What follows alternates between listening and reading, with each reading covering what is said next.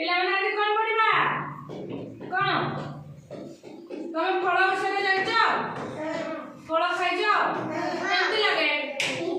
ମିଠା। ତମେ କି ଫଳ ଖାଇଛ କହିଲ? କି ଫଳ ଖାଇଛ କୁହ? ବିନା ଫଳର ନାଁ କହିଲ? କୁହ। କମଳା ଖାଇଛ? ହଁ।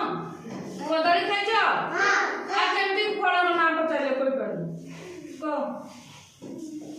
ଏପଟେ ଦେଖ। ଏଇଟା କଣ? এই ফলটার নাম কଣ?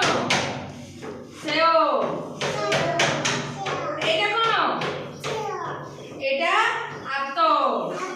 আত খাইছ? কেমতি লাগে? ଆଉ এইটা ହେଲା কমলা।